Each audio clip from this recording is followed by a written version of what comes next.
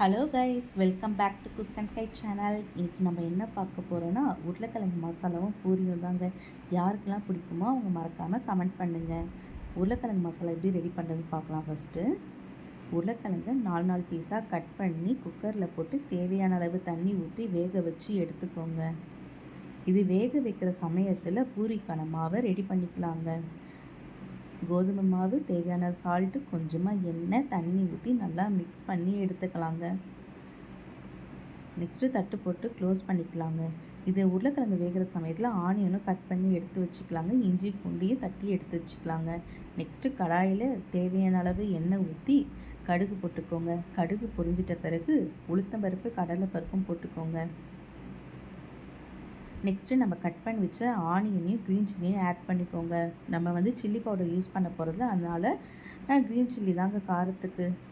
Next தட்டி வச்சு இஞ்சி பூண்டையும் ஆட் பண்ணிக்கோங்க. மஞ்சத்தூளையும் போட்டு நல்லா மிக்ஸ் பண்ணி எடுத்து வச்சுக்கோங்க. இது வதங்குற சமயத்தில் வேக வச்ச உருளைக்கிழங்கை ஸ்மாஷ் பண்ணி எடுத்துக்கலாங்க.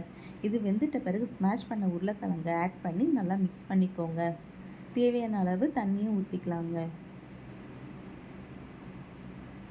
தேவையான அளவு கல்லுப்பையும் ஆட் பண்ணிக்கோங்க.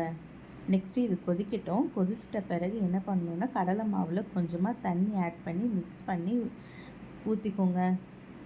ரொம்ப நேரம் கொதிக்க தேவையில்ல, கொஞ்ச நேரம் கொதிச்சா போதும்.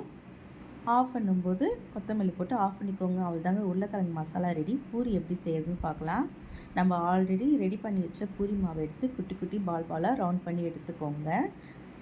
எண்ணெய் நல்லா காயிட்டோங்க. எண்ணெய் சூடு பண்ணிக்கலாம். நெக்ஸ்ட்டு அந்த ரவுண்ட் பண்ண மாவை எடுத்து மாவு நல்லா டிப் பண்ணி ரவுண்டாக திரட்டி எடுத்து வச்சுக்கோங்க. எண்ணெய் நல்லா காயணும். எண்ணெய் நல்லா காஞ்சிட்ட பிறகு நம்ம திரட்டி வச்ச மாவை எடுத்து போட்டுக்கலாங்க. பூரி நல்லா உப்பலாக வரும், ஏன்னா எண்ணெய் ரொம்ப நல்லா காயணுங்க.